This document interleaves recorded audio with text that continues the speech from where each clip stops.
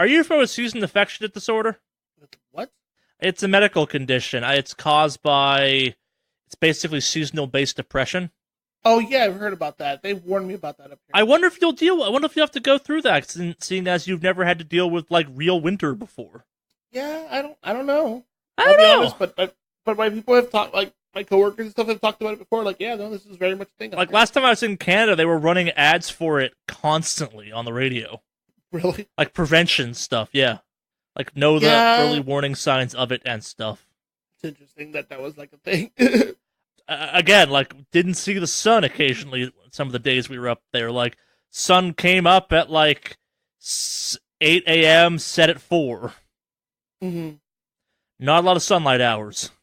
I mean, I can totally see that, like, having an effect. I do know it's very much a thing up here, though. Like, my coworkers have all talked about it, and, like, yeah. I don't know how I'm going to react to it. You're a gamer. You're already used to not seeing the sun for days on end. Hey. It's okay. If I get sad because of the sun, I just need to rise up. Gamers rise up. Let's do this. I hate everything about what you just said. I hope you freeze to death in your first winter. I hope your heating unit dies. I hope your dogs and girlfriend steal all the blankets, and like one morning you just wake up to the slow creeping sensation of frostbite overtaking your fingers first so you can never play video games again, then working your way down your legs but first paralyzing your vocal cords so you cannot scream as you slowly freeze to death and become an Alexicle. You know what, though? No matter what, you won't be able to stop me. You know why? Because I will rise up. Gamers rise up. Let's go.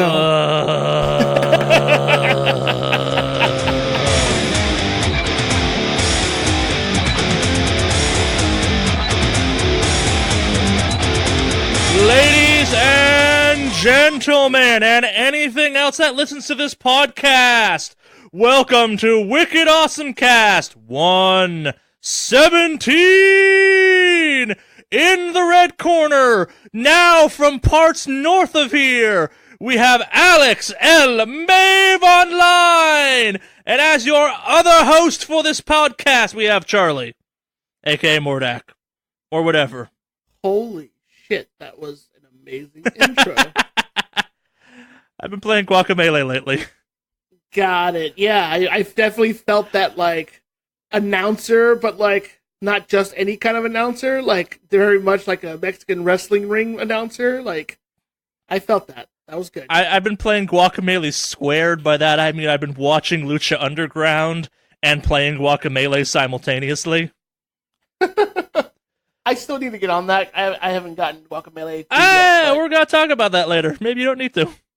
Are we perfect? I'm very much looking forward to hearing about this. Yeah, Guacamelee's actually out this week. Donut County is not. I don't know how I can't count days. Like, it comes out, I think, like, Monday or some shit. Like, I was super excited. I'm like, yeah, I'm going to talk. I'm like, yeah, we're going to have 2 new games to talk about this week. But no, it's just Guacamelee 2, which I can talk about. It's fun, but I have other thoughts to say. We can just get into weeks now if you want without doing more of this. I look forward to this. I hope this is a weekly thing, though. I don't know. So, Guacamelee 2, I have been playing it. It is definitely more Guacamelee. It is more Guacamelee than you thought? Yes, literally, it's... I might go so far as to say it is too much of almost the exact same thing as Guacamelee 1. As to, like, could you turn into a chicken in Guacamelee 1? Yes. Yeah, I thought that was new, and then I'm like, I think you actually could turn into a chicken in the first one, so... It's still visually very cool. It's got that luchador vibe going on. They, like, double down on that, which is kind of neat. I think it's a worse game than Guacamelee 1. I think everything, like, villain-wise, all the villains were a little bit cooler in Guacamelee 1. The Guacamelee 2 villains are like, hey, we made a sequel. There are some great jokes in the first, like, hour and a half, 2 hours of Guacamelee. Like, you go to Limbo at one point. Not the dimension, the video game. Hey, wait, what? You go to Limbo. I did not know that. I haven't played that far into it, but, like, I enjoyed what I played so far. But you actually go into Limbo the game? Yeah, in Guacamelee 2. It's for, like, a couple seconds. Like, you may have missed the joke, even. Like, before you get to quote the dark... Okay, so Guacamelee 2 takes place in the darkest timeline. Apparently, in every timeline except the one you played in Guacamelee 1, the Chosen One has died. Juan is now kind of an out-of-shape dude with 2 kids and a hot wife. He's living the good life being a tequila maker, distiller, whatever, tequila farmer. I don't know what that correct title for Juan is, but your goat friend shows up, drags you the darkest timeline. There's a couple gags about the timelines you go to. You go to the dark timeline, you go to Limbo, you go to a couple other things, and then you begin hunting down the bad guy, who's so not memorable. I can't remember what the hell his name is. His motivation is he wants, like, the holy guacamole, and that's maybe kind of... There were some bad puns in the first one. This one seems to kind of double down on some of that, and the first level contains a giant skeleton that keeps making bad jokes, and the game's aware it's making bad jokes. Yeah. Oh, no, I know that part. Yeah. That part is great. That skeleton making really corny ass jokes. I don't know. I thought that was kind of bad. I kind of liked it. It's weird. Like, I remember Guacamelee 1 feeling like super tight control-wise, and Guacamelee 2 has not felt that way to me. Like, other stuff too. Like, they had some, like, Super Meat Boy style kind of crazy platforming puzzles that, like, the respawn is just a little bit too long, where it's like, okay, you're gonna die a bunch in here, crank that respawn timer down to, like, instantaneous. It's not like this is a hard room. I'm jumping. There's no penalty for what I'm doing, kind of thing. Just let me keep trying this over and over. And it's like, okay, you die 5 seconds, you die 5 seconds. Like, this is annoying. I don't know. I really liked Guacamelee 1. Maybe it's this game doesn't do that much different to differentiate itself from Guacamelee 1. Like, the story is basically the same story. Like, to the point where, like, people in the darkest timeline keep being like, oh shit, it's you. Didn't you die in this timeline? Oh well. Go punch these statues, not how to uppercut again. Yeah, the game rationalizes you having none of your cool moves as you got fat and out of shape and stopped training, so you can't do that stuff anymore. So it's like, okay, I'm gonna unlock all my powers again. Yay. Bet it's in the exact same order. It is. That is kind of funny way to do it. Yeah, I don't know. I thought Guacamelee 1 was, like, super fresh and inventive and new and had, like, some real style to it. This one has all that style. The number of characters that reference the previous game, like, Firehead's like, yo, I bet you thought you killed me in that last game, but I'm here now. Practice some moves, I guess, or whatever. It's whatever. If you're a fan of Guacamelee, you'll probably like Guacamelee 2. I was hoping for more, I guess. Like, it's weird. Like, some of the stuff I forgave, like how limited that combat system was in Guacamelee 1, especially kind of when the game gets going, is not so acceptable to me this time around, because it's the sequel. Yeah. And it should be better now.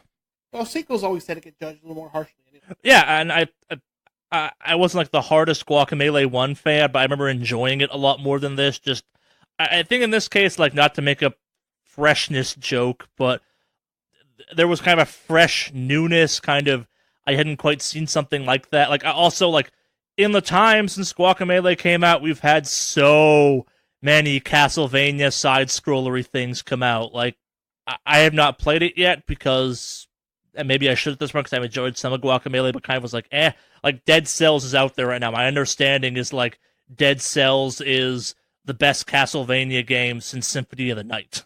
Of that style. Like, if you're looking for that 2D side-scrolling platform action-y thing, you should be playing Dead Cells. I cannot confirm or deny this, but the way everyone talks about that game, it's like, nah, it's fucking amazing. And going up against Guacamelee, it's like, this, like, yeah, it's like, I can't say tons of nice things about this game. Like, it's fine.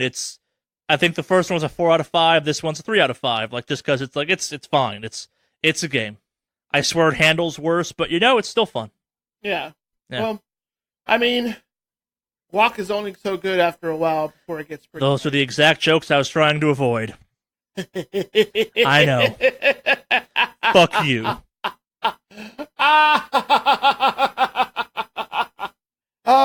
Yep.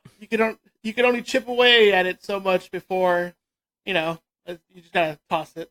I was kind of dancing around this one as hard as I could. I know, you really tried. I give you credit for that. Yeah. But you know me. If anybody's gonna sink the quality of this podcast, it's gonna be me, baby. Oh yeah, no, it's your official title. Podcast sinker? No, if someone's gonna sink the quality of this podcast, it's gonna be me, baby. That's a long title. We believe in long titles here. I will wear it like a badge of honor. It's more of a sash. Oh, I get a sash. Didn't fit on a badge. Badge will work too. No, it didn't fit on a badge. It's a sash. It wraps around. So it wraps around, yeah. People have to know sense. from 360 degrees that you're the worst. Nah, I think I've probably given that game as much time as I'm going to. I got to the second boss. I beat it. I'm like, okay, yeah, this is more Guacamelee. It's weird because I'm glad more exists because I thought Guacamelee 1 was real cool. Like it's weird because this game's not cool. It's just like, yeah, you could have done more. I don't know. Like it's like the first one was like it's a really fun game. I guess I want more crazy luchador stuff in this one. Like I want to push the character of what Juan looks like more. He's a pretty generic looking luchador. Like I don't know. Let me play that tiger guy. He's cool. Yeah, it's fine. It is a totally adequate sequel. I think it just loses some of its specialness just because it is a sequel, and I feel like given like just limitations of technology at the time, forced Guacamelee to be slightly more stylized in its look. Like I don't know. Like, I need to go back and look at it. I think I remember like Guacamelee having just real sharpness and being like, yeah, this game has some style, and this one's like, yep, this is Guacamelee still. But maybe I'm being unfair at that point. I don't know. That's more or less it, though. I played some more Starfinder, still doing that. I'm getting very into being a tabletop gamer to the point where I'm now watching like the dark cesspool that is tabletop YouTubers. Not people YouTubing their tabletop games. Those people are fine. I'm talking like vloggers that vlog exclusively about tabletop bullshit. Oh, you people are the fucking worst. I love it. You're some goddamn narcissistic monsters. It's beautiful. Oh, I also can't stop watching the new Venom trailer. Oh, is there another one now? No, this is the one that came out like a month and a half ago now that like showed off like the Venom suit killing people and stuff. If I'm on YouTube, I will wind up watching that thing. I think I've watched it like in a week like 20 times, and I don't know why. It's a pretty good trailer. It's nice to see Venom get some good justice. Yeah, I just can't. Like, it's an impulse. I was like, oh, I'm on YouTube because I'll watch the Venom trailer again. Why am I doing this? It's a cool trailer. Good trailer. Yeah, there's nothing wrong with it. Is it? I don't know. No, you can enjoy trailers or things you watch. There are YouTube videos I watch over and over that I just really enjoy watching. Sure. Nothing wrong with it. Yeah. Well, so what have you been up to, Alex? I am integrating more into the hipster lifestyle. Other than enjoying some craft brew here's that I really like, which I don't have a recommendation for this week. I didn't get a chance to pick something up yet, so I will mention one that I got to try this week, which was a 10-barrel IPA called the Apocalypse IPA. Good. I gotta interject for a second. When do you loop around and go like the ultimate hipster approach and just start drinking PBR and Bud Light, ironically? There's a certain level I won't step into. PBR and Bud Light is fucking terrible. Right, but you drink it ironically.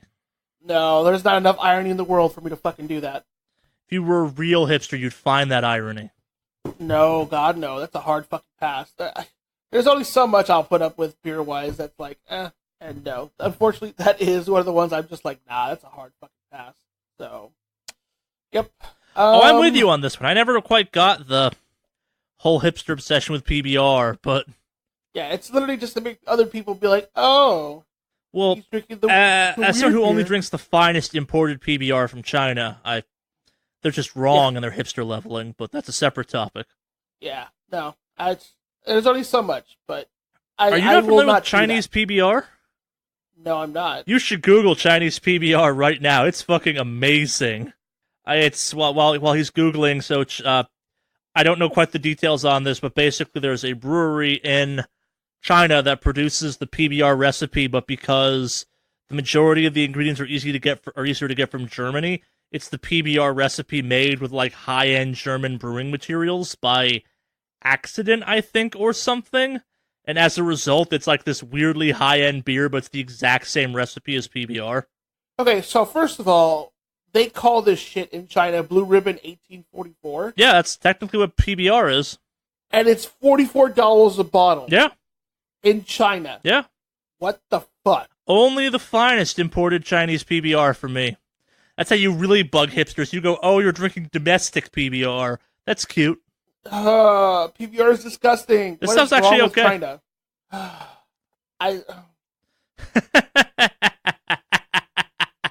God damn that beer. But no. Alex, how will you stunt on your hipster neighbors without Chinese PBR? How am I going to flex on them? Yeah. By just drinking Chinese PBR? Yeah.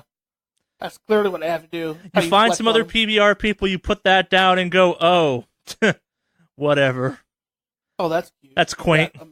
You got American PBR? Well, that's cute. How obscure can that possibly be? So anyway. Yes. Not at that level yet, but I did get a chance to wear some flannel going outdoors and hanging out and stuff, which was really cool. I got a chance to go explore a place called Trillium Lake, which is up in Mount Hood somewhere. What makes this lake worth exploring? It is. It's just an area to go check out. They recommend going there for like hiking. You could literally go up there with a canoe or some shit. Oh, it's this nice outdoor space. Got it. It's a nice little just outdoor space. It was really, really like damn nature, you pretty. One of those scenarios. But I definitely enjoyed being out there, walking around, kind of just enjoying the fresh air. Yeah. And now that it's not actually hot, it's actually kind of nice. Yeah. So. Living in not LA is good that way. Yeah. So, got to do that. So, doing a little bit more of exploring in Oregon, which is really nice. I want to hit up the Oregon coast at some point. So, that'll probably be on the agenda of places to go hit up. So, But, yeah, no, it's been fun kind of going out and exploring a little bit now that it's starting to cool off. So, speaking of exploring, guess who finally found a good Mexican restaurant? Your girlfriend? Both of us. We found it. It's great. I could tell right off the bat it was going to be good because I ordered horchata from them and it tasted like some legit. So it tasted like vomit? You can fuck off. You leave horchata out of this. So, it was good. Like it was nice to actually have some good Mexican food that tastes a little more closer to home, which was nice. Yeah. So I was happy about that. What else have I been up? As far as gaming tech related stuff, so it's WoW. It's pretty much just been WoW. I did play a little bit of Overwatch because I'm slowly hitting that, like, I'm getting ready for the new raid, but I'm slowly hitting that part where I'm burning up a little bit with like sure all the prep stuff, and it's like I'll just start to get ready for the raid, but I'm not gonna. I hit a point in that game where I don't get why, like, the blood trolls haven't run rampant over a bunch of other factions. Well, they're working for someone, but if you play through it, you figure out. Yeah, Actually, if you play far enough in the story, you can see that something like that kind of happens. Yeah, I'm not gonna lie. Part of me's like, the blood troll stuff I've been dealing with in WoW has been very much like, okay, this is Death Knight work. Except, like, maybe I should be joining the blood trolls. Yeah, I do remember you talking about that. Yeah. But, yeah, no, I mean, there's some real cool stuff story-wise that I'm really enjoying, but I think just more the prep stuff and me working on things is getting a little bit burnout-ish. Well, yeah, you've been playing that game, probably like 4 or 5 hours a day for, 2-3 weeks now? Trying to, yeah. But, I'm still excited because the new raid's coming out. I was a little bit more re-motivated, so to speak, because I don't know if you saw, but they released a new Warbringers video for Queen of Saria. Yeah. Saria.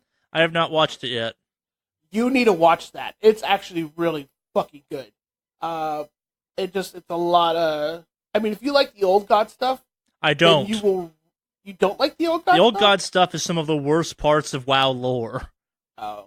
It's up there with dragons in my book. Like, I remember back when Warcraft lore was us versus them, and we're gonna make them dead. None of this cosmic shift game bullshit. I like small stories about people trying to kill other people with axes.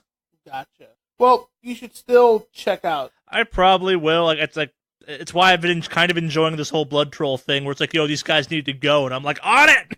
Let me go slaughter. Well, go check it out. Yes. You will definitely enjoy it. So,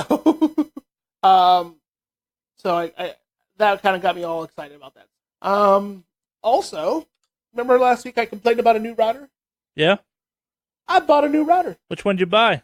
So I guess there's this company that makes like apparently industrial strength level routers, Ubiquiti or something like that. Yep. I bought one of theirs. They have a wireless router mesh network thing you can buy. Yeah.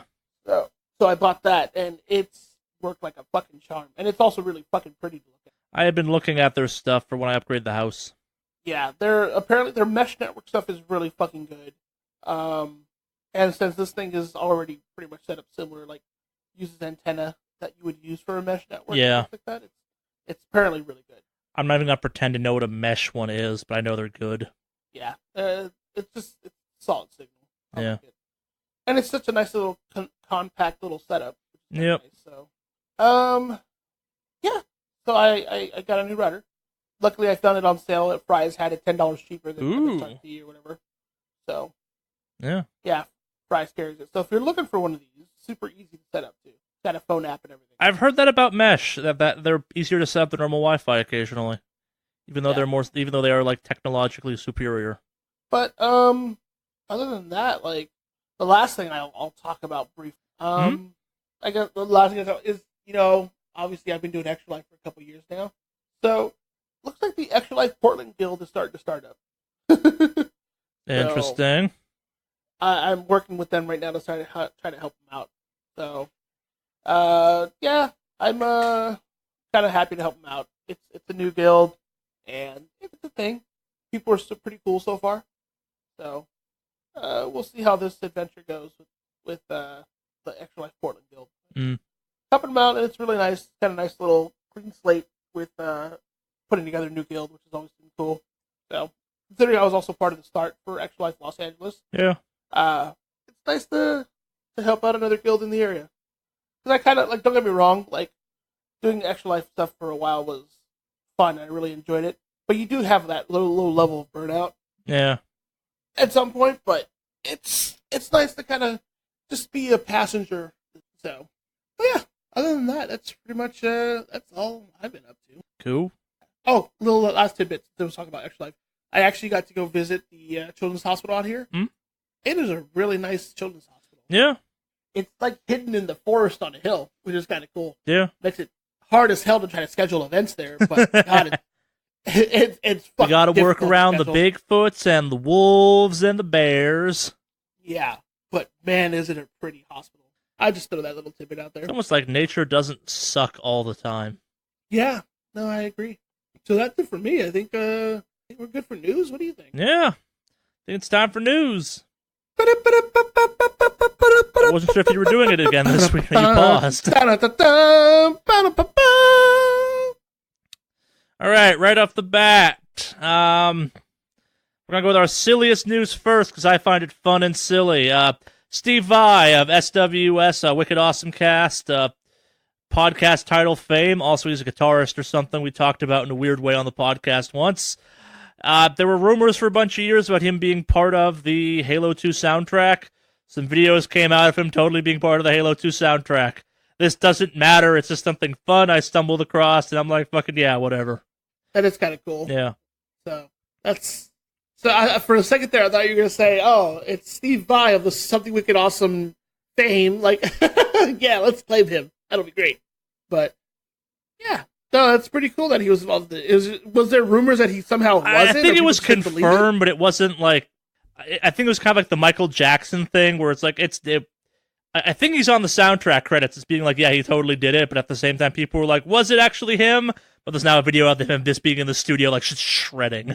Well, it's like one of those things with, like, who was it? What's his name? Buckethead helped write the Power Rangers theme song? Yeah. Stuff like that, which is always kind of interesting. Like, yeah, I think this was a little less controversial than that, because, like, yeah, he was involved somehow, but this is just video of him, like, being in the studio just tearing shit up on a guitar. It's like, oh, yeah, it's cool. Oh, okay. Yeah. It was never totally clear if he did all the recording himself exactly, or it's like, what? Yeah. He was involved. Huh. Yeah. That's pretty cool. Yeah. Moving on from that, NVIDIA's making some new graphics cards. Oh yeah. Yeah. Have you seen? You know what I gotta say? I love all the memes that have come out because of ray lighting turned off and on. Have you seen those? I have not really seen them that much yet. I'm more defaulting to the fact that no one can tell me how much better these graphics cards are going to be than the 1080 series. Yeah, no, there's no real solid benchmarks up right now. Okay, so I guess to take a step back, NVIDIA has come out and announced there are 4 new incoming graphics cards: the RTX 270, the RTX 280, the RTX 280 Ti, and I believe it's a 270 Ti, right? Or is it just the 3? I may have miscounted. I believe there's also a 270, but yeah. Yeah. Unlike previous times, the TIs are coming out at the same time as the original launch. I suspect there'll also be a 260 and a 260 Ti at some point, just given how the 1080 launch went. These things are powerful. I believe they finally surpassed the benchmark that was the, what was it called? The Titan X, which was for a long time the pinnacle of graphics card technology, even though they were older than the 1080 series. Mm-hmm. These suckers ain't cheap. Cheaper than a Titan X in some ways still, but yeah, no, they're pretty fucking expensive. Yeah. Looking at the prices, I'm like, oh man, I can't wait to get a 1080. Yeah, I'm now looking forward to the fact I can move my 980 down a slot in my computer and plug in a 1080 directly above it and be like, yeah, redundancy. That's how it works, right? Yeah. But as of right, yeah. Because specs are everything in these types of situations. At the top end, you got the NVIDIA RTX 280 Ti that has Turing GPU architecture, a maximum of 163 megahertz. Yeah, the boost clock, 11 gigabyte GDR6 frame buffer, and 14 gigabits per second of memory speed. Whatever the hell that means, I sure as hell don't know. That's the top line TI-FE, which will cost you a pretty penny or two. As I said when we got into this, it's unclear what any of this means just yet, because while specs are cool, a lot of the specs in this are stuff that just previously wasn't being done in graphics card. What was that phrase you were throwing around before, Alex? Ray lighting. Never existed prior to this point. It's some next level ray lighting power. Yeah, it's part of the ray tracing tech. It's better for lights, I guess.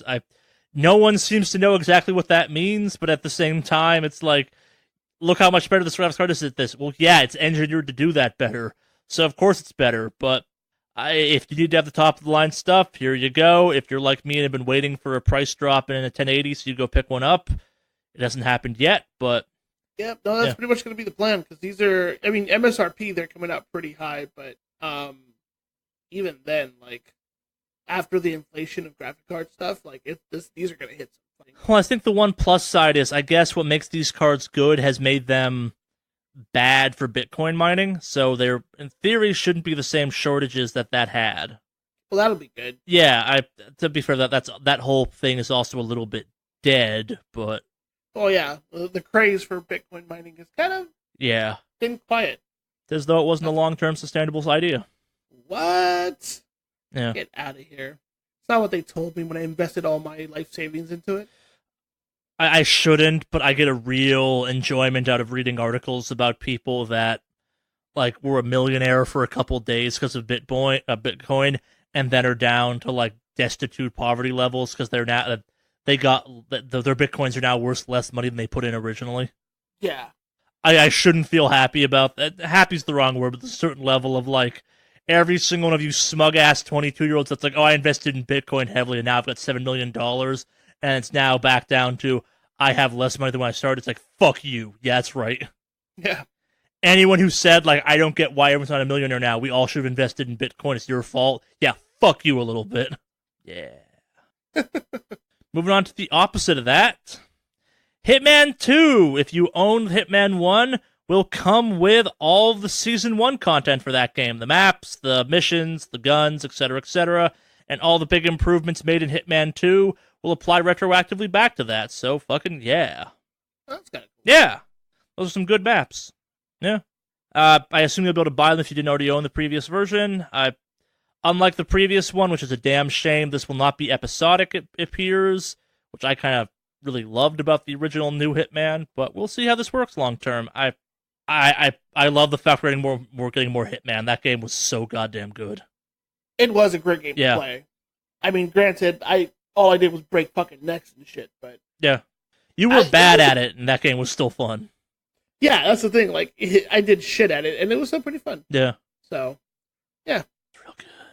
Moving on from that, Shenmue 3 comes out August 27, 2019. Mm-hmm. We'll see if it happens. I'm betting on delay, personally. I think it's starting to reach levels of, like, Duke Nukem Forever delays and pushbacks. No, because this game's actually happening. Oh, Duke Nukem Forever happened. It was a train wreck, but it happened. Okay, so let's maybe set this comparison to bed once and for all. Like, part of the mythos that is Duke Nukem Forever is they restarted that game multiple times. Like, that the ownership of that game's changed hands a couple times. This is true. Part of the mythos of that game is, like, as much as, it took 15 years, ha ha ha, whatever. More of that game is how batshit insane that entire process was. Like, I've gotten the impression they made, like, 2 or 3 full games in that time. More or less, at least. Like, there was that god-awful game called Bombshell or something that came out that I guess was made with a bunch of assets and stuff from one of the, like, hey, it didn't happen Duke Nukem Forever games. Okay. Yeah. Fair enough. I'll give you that one. Yeah. Moving on from that, we have another release date. Devil May Cry 5 lands March 5th, 2019. There's also a cool, flashy trailer out there. It looks good. There was also, I don't know if you saw, but there was, is it a gameplay trailer, or is it gameplay footage? That's the trailer, I think, I'm talking about. Okay. Because I did see there was some stuff that came out on Gamescom this week. Yeah. For that, so. Gamescom has happening, depending on how you kind of think of it. I'm not sure what the time zones are exactly. We'll probably do a roundup next week once everything's settled out. That's always a weird one to follow because of how it's split up. And the biggest news that came out of it was someone lied about shitting in a bag to play Fortnite there, which is insane! Speaking of insane, Saints Row the Third, the best Saints Row game, is coming to the Switch. Because fuck it, why not, right? Because fuck it, why not? That's exactly what Saints Row Third would have you say. Yeah, no, yeah. But is it coming with all the DLC like I some of the other games so, yeah. released? Okay. You know what, though? I will say I do really enjoy playing Saints Row. Saints Row 3 is the best Saints Row. It's got that dildo bat. Is that Saints Row 3? Is that the one where he has all the crazy powers? No, that's 4. That's when I think that series gets real bad real quick. Oh, I really like 4. I actually enjoyed 4 quite a bit. But anyway, the dildo bat has always been a staple. Saints Row 3 is when you're like celebrities and shit, which I thought was funny. And no, the dildo bat has not always been a staple. Well, I mean, like, it's a staple for that series. It only shows up in 3. Its own thing. And then 4, it's I think. It's in 4. Yeah, it's in 4. 3 is the first time it shows up, though. Yeah, that's what I'm saying, though. I think 3 is also when they started... So, Saints Row 1 and 2, they very much tried to be similar to, like, GTA. Saints Row 1. Saints Row 2 started being, like, what if we were wacky? Yeah, and I think 3 is when they came full wacky and really just kind of were their own the game. Yep. So for me, that's where I count it, as it being a staple of what that game's evolution was. Because halfway through its franchise, yeah, you're right. Yeah. Halfway through it became a staple as it was introduced. Yeah. Yes. So it became its own thing that I really enjoyed. It's not just like a knockoff. So, yeah. I don't really count 1 and 2. 3, I think, is where it starts off. I don't know. 2 is a strong second-place contender for best Saints Row game. Really? 2? It's got some stuff. Okay. All right. The biggest complaint from 2 to 3 was there's less stuff to do in 3 than there was in 2. There's so much weird ass shit to do in 2. Okay. Yeah. Fair enough. I still love 4. Sure. You know what it is, and I think I realized why I like 4 so much? Because beating a dead horse, which is your favorite thing to do? No, because it was very Matrix-like. Yeah, true. God, that is beating a dead horse. Yeah. Okay. Moving on. Moving on from that to Many Things Prime. So we got 2 pieces of news that involve the word Prime that, because Twitch Prime and Amazon Prime are owned by the same people at this point. We'll start with Amazon Prime first, though. Remember that awesome pre-order deal you could get for a while? Yeah, you can get like what 20% off. Yeah. Or something like that. It's basically going away. Yeah, I heard about that. So if you want to pre-order certain things about them, It's not clear if it will still matter. what do you mean? Like they won't count it? Yeah. That's interesting. Ooh, man, they pissed off a lot of people. It's not. I assume if you made the order, you'll have to honor it, but I don't know beyond that. It's Yeah, I figured they'd have to honor it at the Sure. price that if you pre-order something, yeah. But after that, like it actually ends a few days after this podcast is released. Yep. The 28th the is the last day. 29th? That's that when it goes away. So you got the day this podcast goes up, essentially. Yeah, so warning. If there's any shit you want to buy game related, right now is the time to do it. Otherwise, you are. Or fucked. just buy digital at this point and stop going through that process. That's true. That's what I did recently. Just going digital. The pre-order thing will only be on select games, and they'll come with a $10 store credit. So, yeah, this seems like a damn shame to lose because the previous deal was real good, really good. And then on kind of the opposite end of the spectrum, you have the Twitch Prime debacle. So, Alex, you want to kind of lead us in on this one? I suspect you have a little more insight into this because you use Twitch more than I do. So there's a couple things here that are interesting about that. So recently, Amazon, Twitch, whatever you want to call them, announced that you have. So with Twitch Prime, if you have Amazon Prime, you could get Twitch Prime, which allowed you to basically get no ads as you watch because it's a nice little perk for being aligned with it. Yep. Oh no, I've gotten lots of free video games through the Twitch Prime system. Lots of Warframe offers, if you will. Mm-hmm. Well, one of the things they're getting rid of is the ad-free experience with Twitch Prime that people really, really, really liked. Because, A, if you had Twitch Prime and you were watching a streamer, you wouldn't get the ads, but the streamer would still get the ad revenue for it. So, it's kind of a nice little thing. Alas, the powers that be have decided, no, we're going to make people watch ads again, even though it's kind of a nice little thing. But you can now get ad-free viewing again by subscribing to Twitch Turbo. Woo! For an additional $10. Doesn't Twitch Turbo, and Twitch Turbo's been around for a little while, right? It has. It was before Twitch Prime, and then when people got Twitch Prime because of Amazon Prime, there was no need for Twitch Turbo. So, but alas, they're bringing it back because nothing says, hey, I need more money than doing this. I know they're a company, and at the end of the day, this is just a really annoying thing.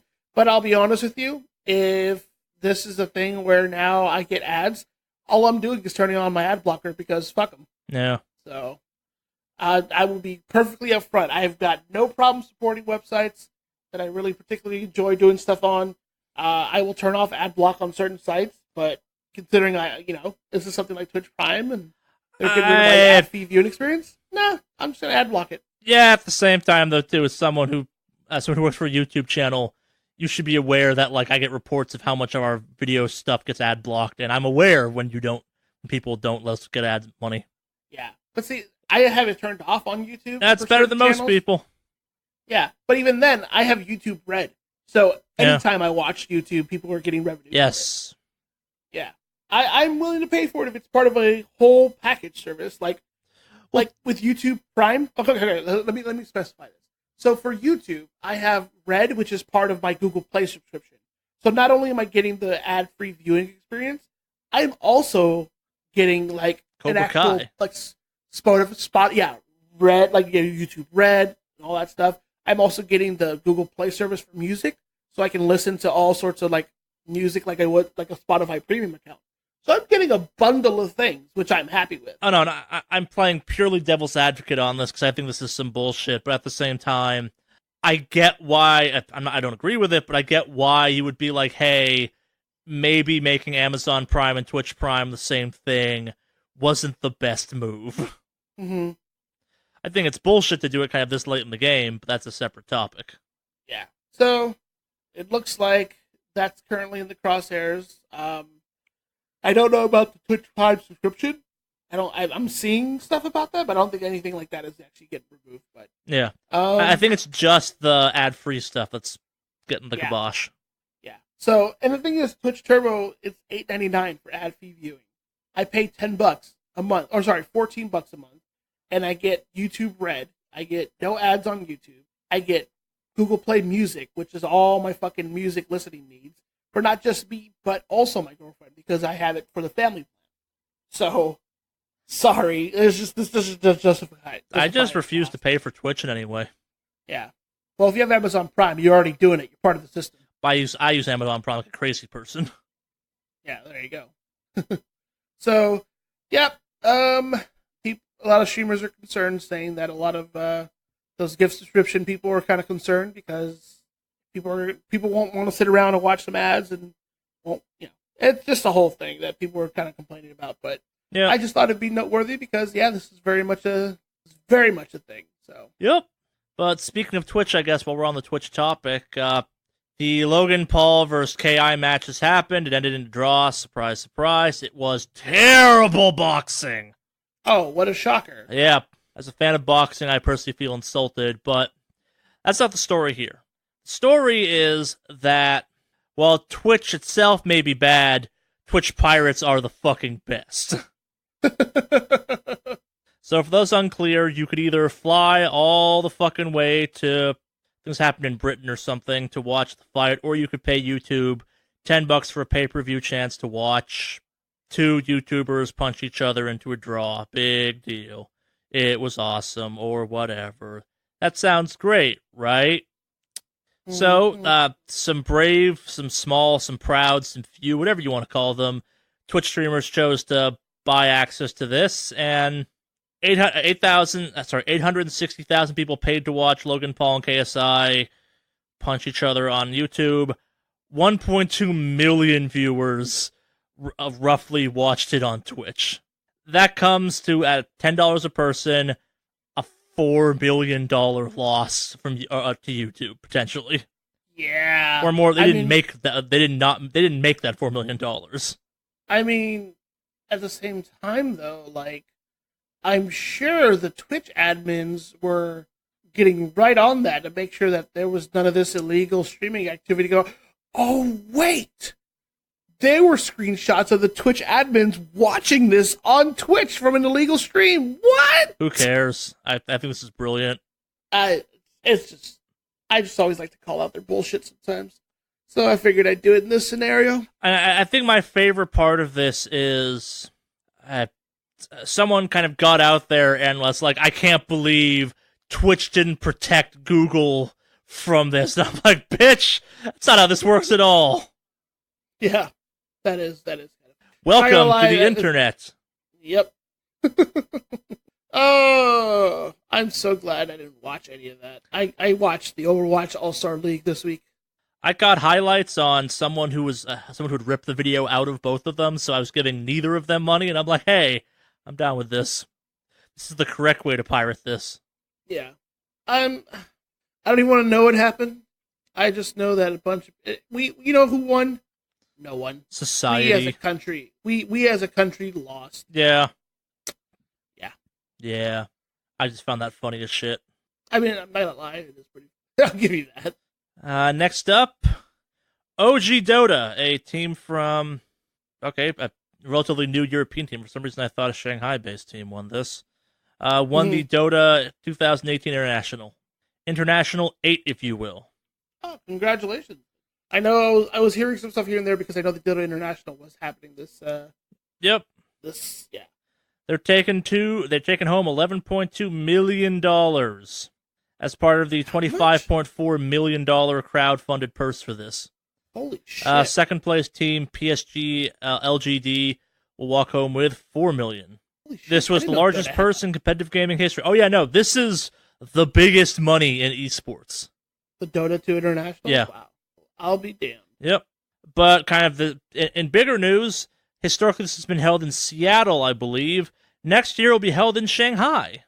That's pretty cool. That's a nice little page out of League of Legends' World I am all for this becoming a moving thing. I think that's kind of cool. Yeah, no, I agree. It's freaking great. I like that it's traveling around, gets a little more exposure around there. But yeah, yep. I think Shanghai is a great location to do this at. Yeah. And last but not least, before our main topic this week, a new character has been revealed for Soul Calibur 6, or I guess one character and an infinite number of characters, if you will, because they got out there and showed off Tira and the character customization system. Oh yeah, and apparently, sorry, go ahead. Character customization looks batshit insane, as it should be. I hope it's not stat driven. There was a game where like the armor you put on your character mattered stat wise, and that fucking sucked. Yeah. Huh. They also announced Libra of Souls, which is kind of a campaign for your custom character, which I'm super glad they brought that back, because last time they did that, that was dumb in the best way.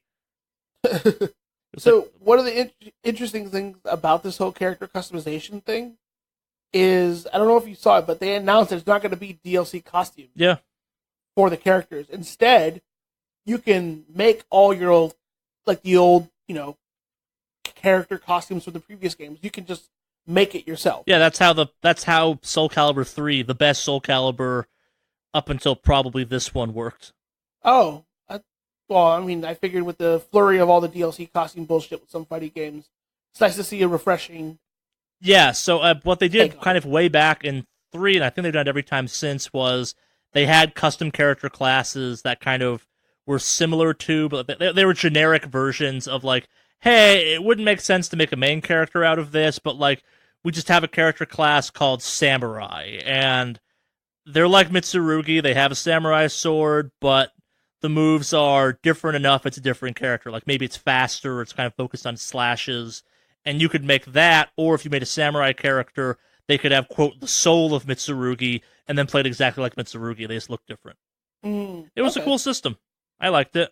The announced character is Tira, and I'm a little confused on this, but I believe she is a pre-order bonus, or you can buy her separately, and I say this to, she was announced as a DLC character, which a lot of people are having problems with, but I believe it's been clarified too, she's a pre-order character, and to every single YouTuber out there calling Tira a mainstay of the franchise, do more research, because she didn't show up till Soul Calibur 3, and she has been a kind of love-to-hate character ever since she showed up. She is a fucking, like, bad Harley Quinn character in the Soul Calibur universe with her giant hula hoop of death. I loved her because I'm into weird goth chicks, but she is annoying, was broken in a couple games, and, like, was kind of this weird step into what became the Soul Calibur 4 and 5 mess that was, wow, are we just a weird Final Fantasy game now in our character design? Because this kind of sucks. Like, part of my excitement for 6 is they're reining it back in to what made Soul Calibur 1 through 3 good. And Tira's like the start of, man, this is some anime bullshit. I love Tira. I'm glad she's in this game, because it's like, yay, she's back. But also, like, if she wasn't in this game, I'd be like, you learned. And announcing her before you announced characters like Cervantes sucks. You don't like Cervantes? No, I want Cervantes. Cervantes is great. The fact that Cervantes, a mainstay of the franchise, has not been announced yet, but fucking Tira has, and people are going, this mainstays! No! There are characters that have been in these games since they were called Soul Edge that aren't announced in this game yet. Fuck you!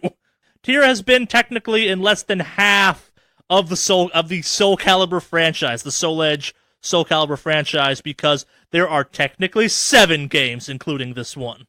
That is I'm glad this was this is the thing you decided to stand up on. If you count all the versions of the Soul Calibur 2, there's actually like 9 technically, and that bullshit like Zelda style Soul Calibur game, so 10. I'm sure there's some other weird ones in there, so we'll round it off at 12. But yeah, just counting main fighting game entrants, there have been 7 at base Soul Calibur games. I came across I think Tira's a weird, fun character. She has a hula hoop. She has some buzzsaw moves. It's a dumb, fun character. Like, when she showed up, and she was this weird, like, manic pixie rave girl thing. It was weird. It didn't quite fit, but it's like, okay, cool, whatever. And the number of YouTubers I've seen doing, like, fucking outrage videos of how this, quote, mainstay character of the Soul Calibur franchise is being locked away under DLC. It's like, yes, this is bullshit. Not a mainstay! Like, if Ivy, Cervantes, Astaroth, Taki, Nightmare, if any of those guys were locked behind DLC, yeah, that's some bullshit. Tira? Fuck it, whatever. Who cares? Maybe don't even put her in the game. Wow. Did you lose to a couple of Tiras back in the day? No, It's not like this stems from personal hatred towards the character. No, I personally think she's a cool character, but she is very, like, in my mind, 3 is the last good Soul Calibur game I have played. I have not played 6 yet. 6 looks like 3 again, and, like, in the Soul Calibur community, we all agree that either 3 was the start of things being bad, or 3 was bad.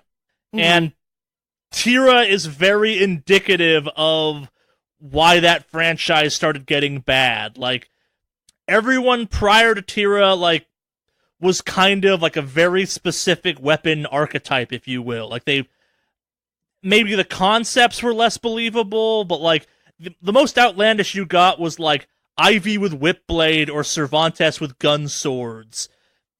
No one was truly like, that's not a weapon.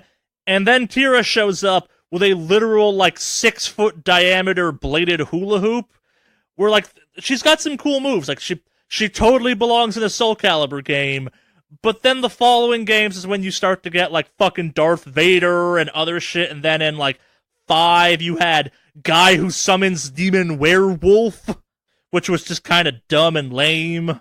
Soul Calibur is a game about weapons, not weird fighting game Blaze Blue bullshit. Tira feels like maybe she belongs in a Blaze Blue game, not a Soul Calibur game. Which is a damn shame, because they introduce characters both at the same time as her and after her who are totally fantastic ideas for a Soul Calibur game. I'm blanking on her name, but the lady who uses spear and sword, that was a cool-ass character. A broken-ass character, but her interesting mix of kind of a long opening attack and then quick short-range follow-ups was a cool addition to that game, as was, I think it was Asuka or something, who was the lady with the umbrella samurai sword, who was all about kind of opening power strikes and then quick kind of denial backwards. Weird character, and then you have Tira that, like, throws buzzsaws around the ring.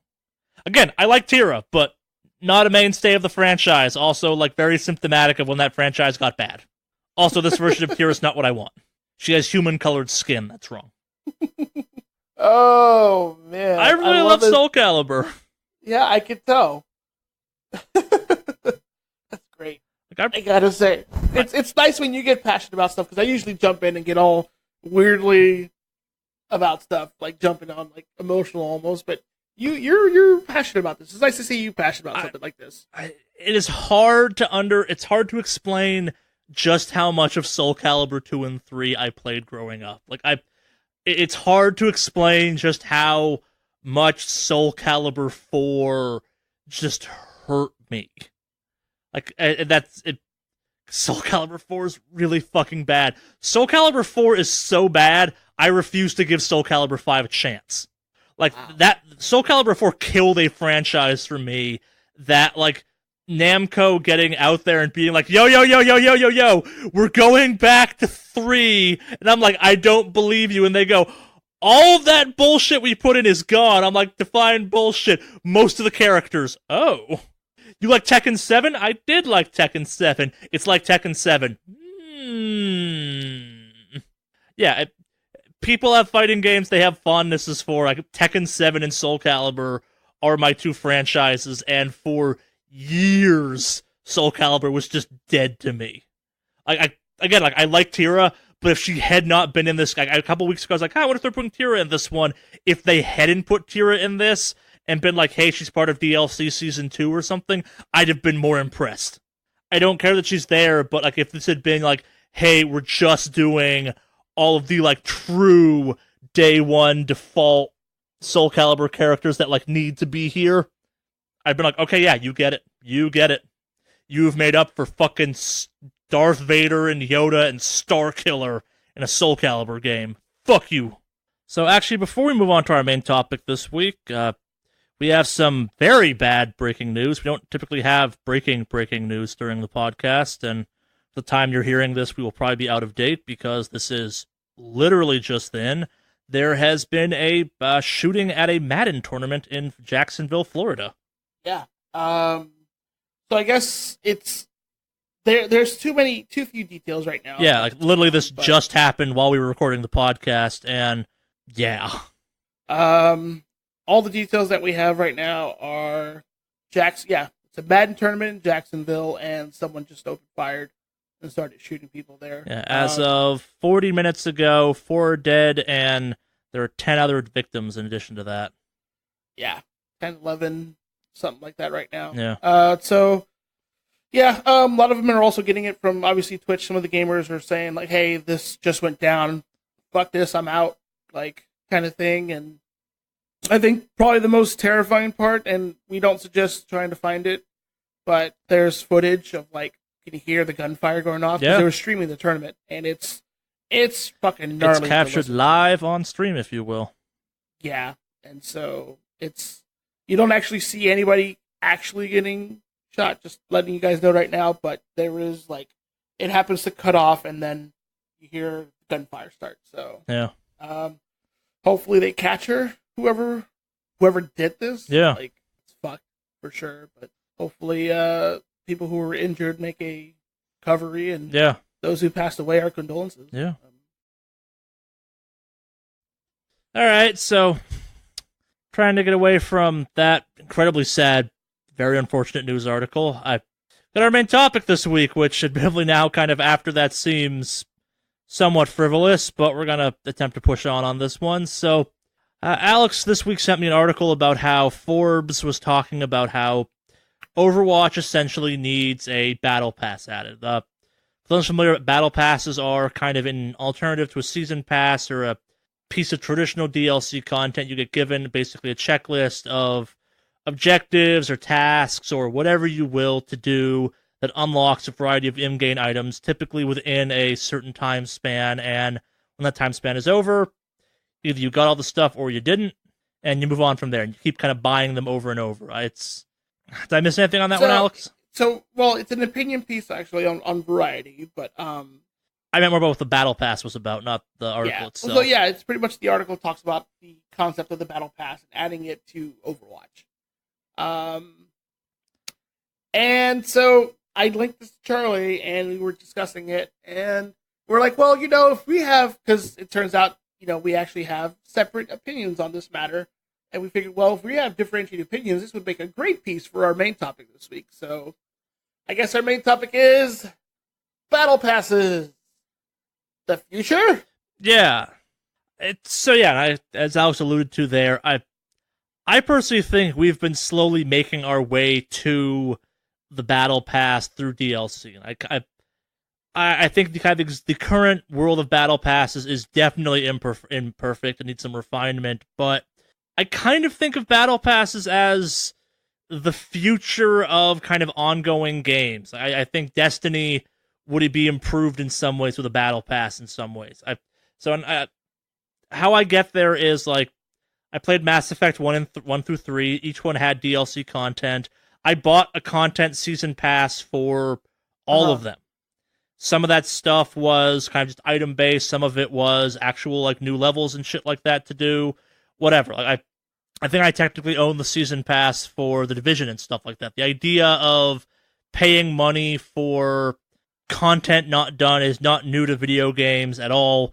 Definitely not new to me. And while I kind of begrudgingly go on it, it's a reality I've come to accept as, well, kind of fine. And in situations where you have games like Destiny where you buy the base game is 20 some odd hours, there's a bunch of stuff to do, etc., and the idea is that there's going to be more content ongoing, the idea of supplementing kind of development costs and stuff like that with some ongoing transaction doesn't bug me some. Like, maybe Alex can see it the same way, but I kind of view the World of Warcraft or the MMO subscription or something along those lines as, in its own bizarre way, kind of Battle Pass adjacent, if you will, because you are continuing to pump money into something that you are, in theory, rewarded with your ongoing money with new content. Like, the influx of money perpetually, hypothetically, supports the creation of new things to justify the ongoing expenses. Where am I? So, here's my disagreement on that. I've got no problem with Battle Passes. I think for Fortnite, it works really fucking well. Like, it is a great addition to that game, and it's done Epic such a great service. Battle Pass does not a one-all fix for everything. it for some games in the article they talk about adding it to Overwatch. I think is a terrible idea. Why? Because exactly? there are already so many means for you to unlock content in that game. It's not difficult to unlock stuff. You already have seasonal items on there, and the difference is Fortnite is a free. Well, Fortnite Battle Royale is a free game. Well, so how long until you think Overwatch goes free to play? In all I don't honesty, think it will. Oh, I think it's next couple of years at the longest. I mean, look at Team Fortress 2 has done a thing where they've never done a battle pass thing, if you will, or something like that. But they've made tons of money from just skins, and they don't have anything like crazy DLC. They've made money off. Yeah, hacks, that's what I'm saying, though. Which are loot box items. I remember loot boxes are gonna get outlawed soon in a bunch of countries. Yeah. Well, the loot box system for Overwatch works because the content of the loot boxes is not game changing. It works for that. Like, that's the reason people. Yeah, most of the time, Battle Pass stuff isn't game changing. That's what I'm saying, though. Like, it doesn't work for Overwatch because I've already paid for Overwatch. That's the difference. Epic started off as a free game, and then you could choose to sign up for a Battle Pass, and that's great. Technically, Fortnite is not a free game. Battle Royale part is a free game. That's what Battle Royale mode is. I guess just for the sake of the conversation, when I refer to Fortnite, I mean the Battle Royale. Yes, I know. I'm just being... I'm being contrary for the sake of being contrary. But yeah, no, it works for Battle Royale, or for Fortnite Battle Royale, because it's a free game. Anybody can play it, and you can choose to buy stuff in there. Overwatch, you've already paid for the game. You're already in it, and if you add a Battle Pass, you're definitely going to piss off a lot of people. And I'll tell you right now. Well, so what I'm saying is, okay, so if you took Overwatch as it currently is with 2 years of support and stuff like that and said, okay, that's the base game, and from now on we're going to start, you'll still have holiday events, but, every 6 months or every 3 months, we'll say, just to tighten it up some, we're going to, not affecting any of the existing systems, we're going to kind of come out with a battle pass that has some other skins or whatever. Characters are still free, but we're going to make some premium stuff that's just unlockable through the battle pass system. What has really changed at that point? We're still adding stuff for all the holidays and things. The difference is... What's new at that point? The difference is that I've already paid for Overwatch. That's the biggest thing for me. The Battle Pass system is a great system for free-to-play games.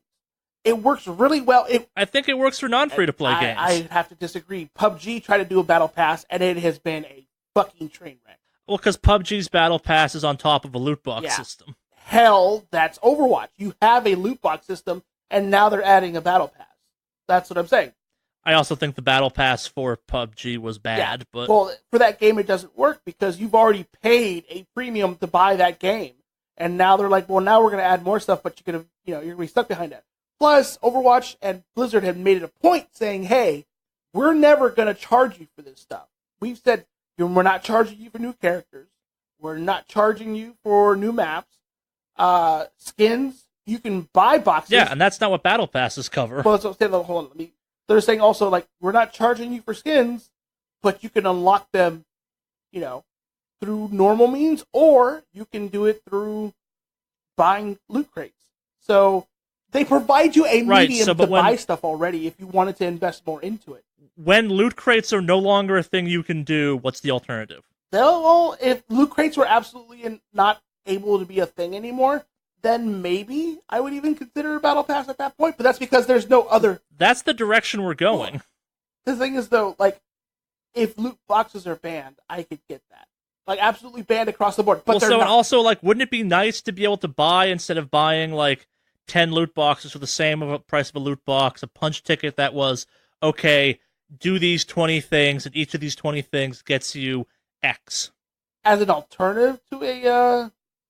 If there were absolutely no loot boxes, I would consider it. But, so, wouldn't you rather be able to know exactly what you're getting when you bought a Battle Pass than buying the kind of equivalent of it in loot boxes? Would I? Well, you already know what you're going to get anyway, in a sense, because there's a chance for you to get something in there. I mean, I guess unless you mean it's removing the chance thing. Yeah, that's typically the way Battle Passes work is, there's some randomness to it, but there's also a, every time, there's milestones, where every time you hit a milestone, it's okay, cool, you got here, everyone that gets here gets X. Mm-hmm. It's very set loot tables. Okay, so, the Dota 2 one, which I know is a controversial one to bring up, but it's got kind of, every, I don't know the exact one, but every 5 levels, it's okay, here are some set unlocks, then every single tick mark between those 5 levels is like a random spin of a wheel or something, where it's like, if everyone gets to level 100, they will have these 20 items plus an additional, like, 80 additional kind of silly things that come from random loot pool at that point. That's what battle passes are. They're not just gating stuff behind a wall. I don't know. I think also it'd be a lot more work for like some game like Overwatch to try to put something together like that, because you already have the achievement stuff anyway. So they'd have to come up with a new set of stuff to do every single time. Well, so it basically doubles as achievements. Like, typically the way it works is, like, what you're doing to unlock stuff in a battle pass are achievements. It's like, get 1,000 kills as so-and-so, or win 30 matches in a row, or whatever. I'm using extreme ones, but... like I said, I think it would work for some games, but not for Overwatch. I think for Overwatch it's a hard stance, because the guy makes a terrible argument about like how to even unlock anyway. As someone who thinks the unlocking system back when I played Overwatch was bad because it was just loot boxes, it's like either you can pay money or you can play, and the paid loot boxes could give you duplicates of stuff you already had, and I get you can break that stuff down, but I watched enough videos of people doing the like $100 worth of loot box videos thing for Overwatch, where they got enough duplicates where it's like, well, this is kind of broken in its own dumb way. And on the same time, you've got the holiday boxes where it's like, okay, I really want X, and I've got no way of buying just X, but wouldn't it be great if it's like, hey, here's the holiday thing. Like, Destiny's kind of doing this right now with the whole Solstice of Heroes, where it's the, hey, here's your junk armor. Do these very specific objectives, and you'll upgrade again. And, like, we also on the side have our loot box stuff going on, but as you work your way through this event, here's the very specific cool rewards you get as part of it. There's other random stuff to get as well, and we provide you the chance to get random stuff every time you level and get a, Everest package. But everyone who gets to max level in this event will get this. Everyone who gets halfway through will get this. Like, here's how you get these rewards. There's no way to get these rewards except this way. And when this event is over, that's it. You all get special stuff. Everyone who didn't do this doesn't have special stuff. I get what you're saying, but I also get it's one of those ones where it's, and if it's really just I don't want it added to Overwatch because either I like Overwatch or I've already paid for the game, I'm sympathetic to that, but also it's the something is funding ongoing costs of developing Overwatch. The fact that they're capable of saying maps are free, characters are free, skins are free kind of thing, except they're not. They're part of the loot boxy system that you can totally pay money into. That money's coming from somewhere. Not every company has a World of Warcraft to kind of continually make the money in the background or something like that. Like, it's part of me wonders after a certain point, like, it's the how many more copies of Overwatch do you think you can sell? I think it's been selling pretty well, but to be honest, like, they're definitely making money off their loot boxes. Granted, there's a way for people who are casual to still unlock stuff. And I think that's the other thing, is you have the casual crowd who still has a good chance to unlock stuff. If you hide it, like something like a game like Overwatch, if you hide it behind like a battle pass, I just don't think it works for that game. I got no problem with the battle pass system. I have bought the battle pass. It's just Overwatch you have a problem with, isn't it? My problem is with it being an Overwatch, which is my big thing for this system. Okay, so, and I'm saying, like, I don't care about Overwatch at the end of the day. Like, I don't care about that game. I don't care about the economy to it. It is what it is at this point. I just didn't get into it, and it's whatever. Take a step farther. So remove the Overwatch part of it. Like, let's go with Destiny, which they're already kind of doing a battle pass. We have a big expansion coming up, and we have Forsaken coming out, and then there's also kind of this, hey, here's 5 other events we're guaranteeing will happen throughout the year. They're like, it's a battle pass. Like, here's 5 other things that are not part of this DLC, but we're going to roll out over time. And we're trying to move away some from the Tess Everest, being as reliant on the Tess Everest stuff to cover kind of ongoing game costs by having this other thing. It's basically an MMO subscription without calling it an MMO subscription. Okay, so initially I was pretty ticked off with the whole Destiny as well. Yeah. What's it called? So after we had a discussion about Destiny 2, I changed my mind to it just because the idea, like, okay, yeah, you're paying more into it, but sorry, but you're getting more actual content. If it was just like you're paying Battle Pass to get skins in Destiny 2, that would be dog shit. There's a reason their fucking silver or whatever system has been pissing off a lot of people. Yeah. But you're getting all new content at that point. Yes, and that's, I guess, my point of where I think the Battle Pass is kind of the future in some ways. Like, we're moving more and more towards games that are going to have longer support cycles. Like, hypothetically, Destiny was supposed to be a 10-year game. Buying an expansion once a year for that does not get the fan base, really, or the development team what they need. And the idea, like, it's one of these things where it's like, eventually someone is going to have the stones to go, okay, here is your base game, and at 6 months, we're kicking off a subscription service where you can still play the base game, but everything new after this point, you have to have a subscription to get into. Like, we're working our way towards that. I could see that happening. And like, it's one of those ones where it's like, imagine if WoW was only supported by cosmetic microtransactions and people buying the expansion every other year. There's no way in hell you could afford to do all the stuff that game does with that type of revenue stream. And I would go so far as to then say that, like, Overwatch would then have a totally different monetization strategy, as would Diablo 3. Like, I think Blizzard's in a unique situation where they have this machine in the background that prints fucking money for them. As long as they keep the World of Warcraft team going, they're making enough money from that they can then use the money from that to do other stuff with, which looks great, but they can afford not to spend money. Like, hell, we had Epic get out there and say, hey, we're changing how much stuff costs in our kind of asset store because Fortnite is fucking killing it. We're making so much money off this thing, we're going to give creators more money because we don't need it. Or we have this other revenue thing that's making us more money to the point where we're offsetting it. Like, most companies don't have that going on. And as much as we all like to imagine, like, hey, video game content, they're making us, they love it, people gotta get paid. Like, the reason there's never been any Mass Effect Andromeda DLC is not because there wasn't DLC to make for that game. There absolutely fucking was. It's because there was no way to fund it. They spent all the money they were probably going to spend making DLC fixing that game, which is on them. It's not an excuse, but that's why we never got DLC for it, I'm willing to bet. Okay. Like, Anthem's not out, and EA is going to have to find some way. Like, again, like, that game is scoped to be a long, ongoing thing. It's not clear what it's going to mean in the long run, but if that game is what they're saying it's supposed to be, it's going to have ongoing development fees. They're going to have to be making new content for it. Like, the reason Fortnite's capable of patching and upgrading and updating and having seasons the way it does is because of the Battle Pass making money, or they make enough money in transactions to fund constant game development. I mean, I guess it depends on the type of game. I know, like, Red Dead Redemption 2 shouldn't have a Battle Pass. That's a single-player game. Like, God of War should not have a Battle Pass. But I think in games that are going to have an ongoing lifespan where they don't have a set drop-off, like Call of Duty should stop being a game. It should be you buy the base game, maybe every, like, couple years you buy it, but that game should be a Battle Pass game, or that game should be that game should go free to play. It really should. Which one? Anthem? Oh, Call of Duty. No. Yes. How else are they going to make their money from all the crazy sales?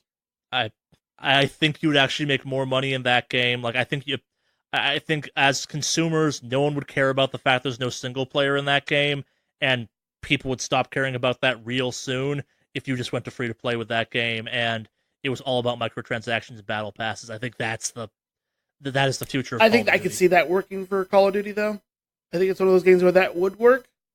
Yeah, I'm not saying this rule is hard and fast for all games. I'm just saying, like, it's any game that in theory has an ongoing life cycle. You're gonna have to find new ways to get people to put money into it so you can keep working on it. Like, it's the biggest difference between WoW and most other modern MMOs at this point is somehow WoW has continued to make the subscription service work. I don't think any other MMO out there at this point is purely subscription based anymore. I don't. There's a lot of them that aren't, and I think WoW just kind of makes it work. Like they yeah, and I think they're really good at what they do. Yeah, but part of what makes them so good at what they do is they have the money to do that. Mm-hmm. Well, yeah, I mean, it's Blizzard. Although, I mean, they didn't realistically have the money. Maybe I'm wrong and I'm underestimating them, but I don't think they had anywhere near the levels to make the subscription model work initially when they released World of Warcraft for the first time. Did they? But at the same time, that was a point in time where every MMO was a subscription based. It wasn't different. That's how MMOs worked at that time. This is true. Okay, fair enough. Like, I guess put in context. Imagine right now if Blizzard was out there saying, "Hey, we're putting an MMO out right now.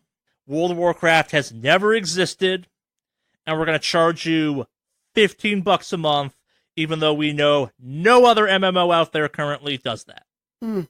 Okay. All right. Yeah. Fair enough. Yeah, it's like part of my kind of digging through the remnants of various MMOs and stuff is the fact that an ongoing topic a lot of these have is you have to hit a balancing point where you have to have either, like, when you go free to play, it's great you're free to play. You typically have an up spike in people coming back, or you have an up spike in kind of users at that point. But the issue is you have to find some way of keeping it. It's like if you go from like 10,000 to like 4 million people, that's great. But the 4 million people and the 10,000 people cost the same to kind of maintain to a certain extent at that point. And if you have no additional money coming in fact, you now have less money coming in because no one's paying a subscription, you have a problem. You have to find some way of covering the cost of something continuing to work. And yeah, like again, and Overwatch is a bad example because like I don't know how Blizzard's financials work, and you care a great deal about how the Overwatch economy works and stuff like that. But like, I think PUBG's issue is that the battle pass for it was genuinely bad, and I think it's one of those ones where PUBG has lots of issues. They need money to fix those issues, but at the same time, like, they seemed very focused on we got to make all the money we can right fucking now. Yeah, I mean, they're also in a weird place where like they made a lot of really good money with some tournament stuff, but they're just not like, yeah. At least the assumption is they're not doing a lot with it. Like, and then that pisses a lot of people off. Yeah, it's one of those ones where kind of I think part of why Fortnite gets away with it is they are perpetually updating that game. Like the cycle of what that game is, the number of patches that have come out in the like year we've cared about it, it's unfathomable. Like, it's not normal for a game. Okay, all right. Oh, you've got me turned around a little bit on battle passes, but I think it's still very much. I feel it's that selection of like the type of game is my big. Yeah, and I'm not advocating for that. I'm not saying, like, again, like, I'm not saying God of War or single-player games need a battle pass, but it's like, if it's an ongoing thing, kind of like Overwatch is, like, and Overwatch is a bad example. Okay, so what if Battleborn did suck? What if Battleborn had come out and been good, and people were still playing it? I don't know. It's an interesting alternate universe we live in right now with that. Yeah, it's a dark one. I feel a little bit bad for Battleborn, I gotta say, though. Yeah, but so I guess, like, in that scenario, imagine if Battleborn was like, hey, we have these characters coming, and we're not going to charge you for characters, but we're going to start doing seasons, because everyone's doing seasons at this point, where at the start of each season, we're going to announce, like, hey, here's our battle pass, there's 30 things on it, they're exclusive to this season, like, all the skins are still available, except, like, the 10 on this list or something, or special emotes or whatever, that you can also then just pay money for. Or you buy this thing, it costs as much as, like, buying 2 things as opposed to buying 10 things, and you're already playing the shit out of our game, but, like, if you play through the objectives on this, you unlock all 10 things. That's what a battle pass is. Yeah. Sort of. I mean, again, my big thing is, like, it definitely does come down to the type of game. Yes, absolutely.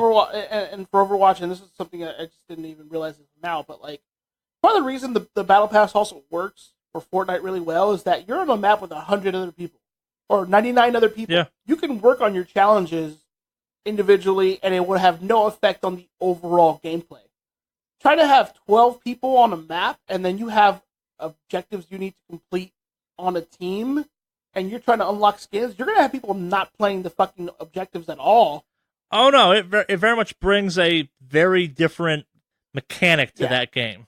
Or if you need to do it with this character, and you can only pick that character once on a team, kind of thing, it breaks everything altogether. So, no, Oh yeah, no, like it's you have to build the battle pass in a way that like doesn't wreck your game in addition to it. But yeah, like I guess like I was saying, like I've got really no big issue with the battle pass. Hell, I've bought a battle pass for Fortnite twice actually, and I've got no problem with it. Like it's for some games, it's definitely a system that will work if it's a free to play game.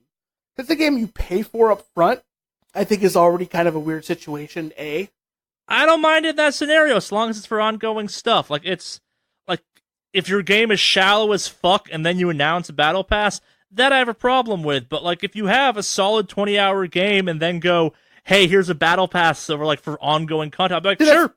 Either I can buy this and keep playing or not. That's the difference though. Like if the way you're describing it is like DLC, not a battle pass. If you're paying for additional content, that's just DLC. That's not a battle pass. But that's kind of what battle passes are. DLC, because the game you can still play the full game without having the battle pass and it's still there. If you're doing DLC, like there's full stuff in the game you're not playing because you don't have the DLC. Yeah, but at the same time though too, like what's on a Fortnite battle pass? Just skins.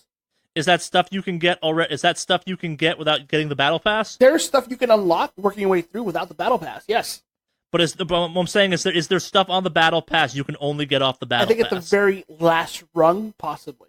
That's DLC at that point. That's exclusive content to the battle pass. Here's the thing, though. That's not a new piece of the game. All it is a skin. That's a totally different thing from DLC.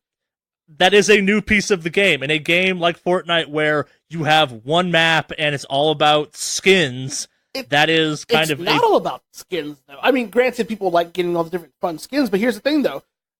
I don't miss out on anything from not having that skin. If I don't have the DLC for Destiny 2, I'm missing out on a whole mission, a whole part of the story. Right. That's a whole different thing. What I'm saying is all the patches, all the map changes they've done have been funded by the Battle Pass system. What I'm saying is, what if in Destiny 2, ongoing, like this is purely hypothetical, you don't need to buy DLC anymore because we've now come up with a system where the people that want to have kind of that hardcore level of things to unlock, the Battle Pass, if you will, are now buying enough of them or funding it enough that you can have ongoing development. You have people like me that kind of will buy one, like, oh, there's some cool stuff on here. I'll buy this one. I'll buy like 1 in 5 of them or something. But other people that are still playing like 50 hours a week kind of thing that want that type of progression in the game, and now it's no longer like it's like WoW patches where it's like, hey, it's 7.3. What's 7.3? Oh, we're adding 4 new dungeons and this new kind of zone has been unlocked. Because that's, you may not see it, but that's what the Fortnite Battle Pass lets them do. It lets them have ongoing, continuous game development because they have a revenue stream. Like, it's every single bizarre change to that map, all of that stuff costs money, and that money has to come from somewhere. And since it's a free-to-play game in the first place, like, WoW expansions cost money, but the stuff in between WoW expansions costs subscription. Well, that's the thing, though. You're paying for an additional service at that point, which is, okay, MMO subscription stuff is totally different from this other stuff because you're paying for multiple things at once for that kind of thing. So comparing a battle pass to an MMO subscription, that doesn't work. For me, that doesn't work. Right, but what I'm also saying is if they could replace a subscription where if they did like, okay, we're now doing seasons in WoW, and at the end of each season a new patch will drop, and you could fund the way that system worked with an unlockable system, would that be something you'd be interested in? Say that one more time. Just make sure I get this here. If instead of paying for a subscription, like you pay $15 a month kind of thing, they said, hey, once a month we're doing a $15 battle pass. And at the end of each month we're going to end it, and kind of that stuff you have to buy a new one. It takes the place of your subscription at that point, but it's like you can keep playing whatever's existing before that point, but to experience new stuff you have to kind of have kept. WoW's a bad example because of how the system works. WoW's a terrible example. No, but what I'm saying is if instead of a subscription, it was a new battle pass once a month, and enough people bought that they could keep doing what they were doing, wouldn't that be a better system? For WoW, it would not work at all. It's complicating the system. Why? Because you're complicating the system at that point. Just making a subscription. You're paying the exact same money once a month, hypothetically. Yeah, but what are you unlocking every single month? The development cycle for WoW is... I don't know. There's transmog now in the game. Like, what was... Like, what if it had special transmog stuff or special mounts I think or the something? work that would go into it would be far more than what they're doing right now with WoW in terms of subscription. No. I gotta disagree with you on that one. That's a totally whole nother monster in that sense. Like, for some games it definitely works, but for WoW is very much an evolving game, and trying to do something like that monthly, As is Fortnite. the scale that it is with WoW is nowhere near the level that is Fortnite. I would bet more people work on WoW than Fortnite. More people work on WoW than Fortnite? Yeah. Possibly. I would assume so. Considering that the servers and the realm is supposed to be up 24/7. I think it's one of those ones where I keep hitting a little too close to home. I think it's one of those ones where it's if you're paying the exact same amount of money a month, wouldn't you rather get more than just access to a game? Well, would I? Possibly, but it just doesn't work for WoW. Why doesn't it work for WoW? Because it doesn't. You're Why doesn't it? So here's the thing. WoW already has a problem where with their content, you had periods where it was really dry spells of content, and it sucked. Yeah. So if the big stuff is what people really enjoy in WoW. When you have smaller content stuff, it pisses off some of the WoW players because it's like, well, there's stuff here that could have been there, but it's not there. Like, it doesn't work for WoW because now you're adding this whole weird level of like, hey, every month we're adding little stuff like that. At that point, you have people who are immediately going to be upset, saying, well, why aren't you working on fixing this? Why aren't you working on fixing this? Okay, so I hear some. Let's take it back a step. So imagine if once a month, as part of your subscription, you got, like, if you did if you kind of did this whole checklist of things, you got to unlock some legacy mount or a different colorization of a legacy mount that was exclusive to this thing. It's like, okay, it's like, oh, we have the white polar bear. What about the albino polar bear? It looks more or less the same, but it's a little different. No, that would be just because at that point it just feels like it's a cash grab. They literally did nothing extra for it. It just slightly changed the skin. If that was part of your subscription, if as part of your subscription you got that option and you could either choose to do it or not. No, it's just like I said, at the end of the day, this kind of little setup. It's already part of your subscription. You're already paying the $15. If they have this little extra thing where it's like, hey, here's this low effort thing we can do. Yeah, but I can go back and do stuff like that anytime. That's the other thing. That's the other bigger difference. Is like, oh, if you're going to make it a window limit time span. But it's exclusive to that. Like, it's a thing that you cannot get in the rest of the game. Just for that period of time? I think you're just looking for a reason to try to get me to sway towards the other side on this one. I'm not. I'm really simply saying, like, it's the... No, I'm not. If this is purely, you're already paying $15 a month for the chance to play a game you've already paid money to own a copy. Because I'm playing it into a subscription, so the servers stay at 24/7. There's maintenance, right? And that's what Battle Passes do. They are Battle Passes. Yeah, they fund it in a different way, and it doesn't work. The model doesn't work for WoW. If you try, how does it fund it a different way? It's $15 that people are buying once a month or 3 times a month or whatever that goes towards. Because the Battle Pass doesn't actually, like, the servers come up and down. You're in a game, okay, it's done. WoW servers are in a perpetual up and running state. So there's people who are constantly having to monitor all that stuff and get everything going constantly. The models don't work together. Are you caught up? Are you caught up in the idea that the PUBG servers or whatever, the Fortnite servers, kind of close up and down constantly, and that's what makes it different from WoW? Well, and also you have active GMs who are working on handling tickets and everything in the game. I don't think there are actively game masters and stuff like that working in Fortnite to handle things like that. Maybe not game masters, but you definitely have constant employees. Well, I'm sure you definitely have a community team for Fortnite. You have a community team for Destiny that has to get paid. That's what the GM group is for WoW. They're the community team. Yeah, but I don't think it's anywhere near the level and the scale that WoW has it. Right, but also WoW has more players than anything else. Exactly. So a subscription model for them makes sense. This weird battle pass, but it's the exact same thing as a battle pass. Where it's okay. So it is. Not. How much does the battle pass in Fortnite Battle cost? Pass is completely optional. That's the thing. Battle Pass is completely optional. Does not affect any of your gameplay at all. That's the thing. Right. What I'm saying is, what if you could find a way to be able, like, if you could get, like, so, let's say there's like 5 million people playing WoW right now. Imagine if with a battle pass you didn't have to pay a subscription, you could get up to 7, but you could also then you could get enough people that would pay for, like, this is why some of the MMOs have that, like, subscription system where it's like, it's free to play, but also you can buy into this other thing where we give you free shit. Well, they don't give you. Well, it depends on which MMO. I know with the Old Republic, they like give you access to a couple more action bars, which I thought was personally fucking stupid. They could have stayed. That's a dumb version, but like we played the Secret World, subscription got bonuses.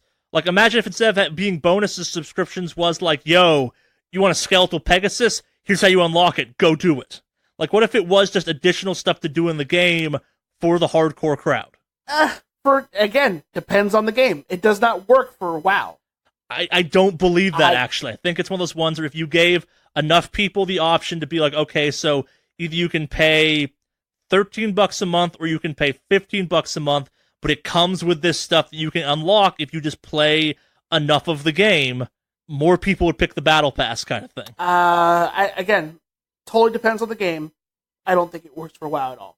And I guess I gotta just disagree on that one because it just doesn't work for that. Not for WoW.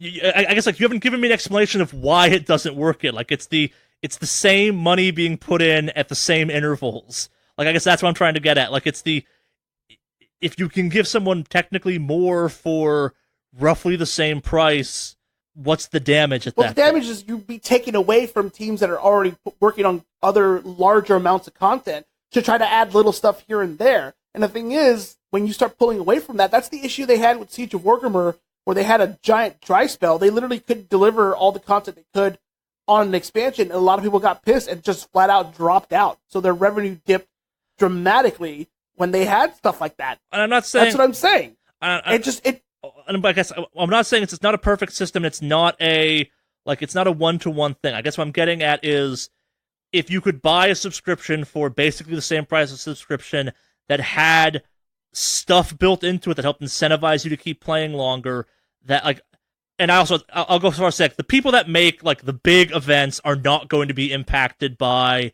the people that would be in theory handling this. This is a much smaller team that handles smaller things. Like this is the people who redo the map for Fortnite are not the people making emotes kind of thing. The people that make the raids in World of Warcraft are not the people that design or sculpt or model or rig the mounts. They're not the same teams. They're part of the World of Warcraft team, but someone who's in their hammer, I can guarantee like that's two, like those people may not even talk to each other on any given day kind of thing. Like they might be opposite ends of the building. They have to talk because they're doing kind of content lines up against each other, but those are separate departments. And the idea that like, oh, we're doing this other thing to help incentivize people by making more mounts takes away from raids. That's not at all it how takes it away works. resources and manpower as far as I'm concerned. Not necessarily. Like I think your raid team is still your raid team. Well, the designers and stuff like that, there's a certain level, but there are people who there are teams that eventually have to cross mesh and work together. And the thing is, when you pull up a system where you're trying to incentivize the small things, and if that becomes your main profit thing, what's to stop them from being, well, you know, all the big content's nice and all, but all the smaller content is really where our cash cow is. Let's focus 100% on that. And that's how you end up killing a kind of game like that. Well, and my point is saying that that's bad implementation. I'm saying, like, my point is being if it's implemented well, like, Fortnite works because people feel they're getting money, they're getting what they're paying in kind of thing. And the idea of, in a game where you're not going to win all that frequently, most likely, it gives you a sense of ongoing progression. Mm-hmm. Because it works for Fortnite.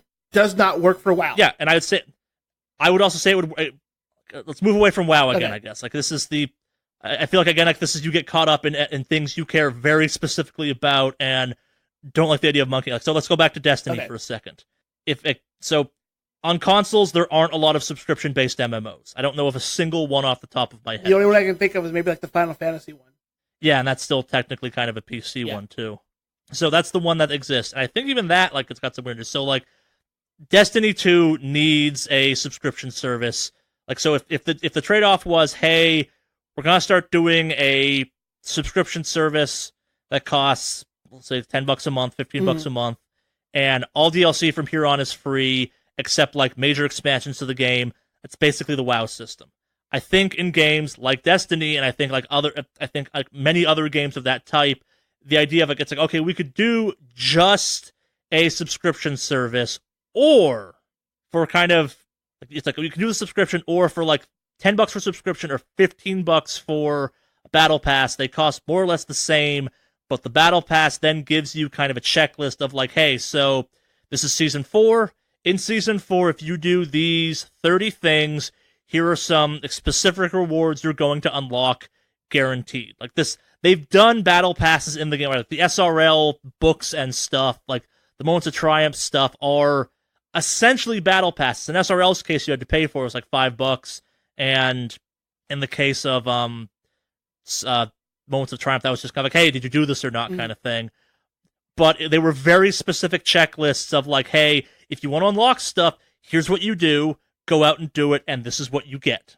SRL, I didn't buy an eye paying for because I'm like, oh, it's like, this is a limited time event, it's a thing. Yeah, I want to do this. This seems cool. I want these dumb sparrows. I would happily pay for SRL again. I would hope, and like the idea being like, okay, so if every season it's all the normal stuff works, the season goes on kind of thing, like you can do all your normal stuff, but in the background you're also slowly filling these gauges for exclusive stuff like armor ornaments, or it's like nothing that changes the game fundamentally, but like hell, I worked my ass off in this most recent Solstice of Heroes thing because I wanted the Harley-Davidson Sparrow. It's not actually the Harley-Davidson Sparrow, but it's big and kind of silly looking, and it looks like all choppery. I wanted that Sparrow. There was no set way of getting that, so I had to just fucking grind Everest stuff. If that was built into the event being like, hey, here's how you get this fucker, I'd be like, yes, okay, I'm going to focus on just doing that. Like it's one of those ones, your team has to be set up in a way that makes it work, but the idea of a battle pass in place of a subscription service, especially because, like, most things you can't, like, people are outraged that Photoshop requires a subscription now. Like, that's a bad move on that company's part. Well, I could see why Photoshop did it, because they were trying to fight piracy. I think that's their main motto. Yes, yes. That's a whole nother discussion, though. That's a whole nother thing. Like, it's one of those things where, but you're not getting anything more from the ongoing subscription. If the ongoing subscription, or if your influx of money is covering ongoing development of not just the Battle Pass, again, like to jump back to Fortnite, it's not the Battle Pass does not support just the Battle Pass. The microtransactions don't support just the microtransactions.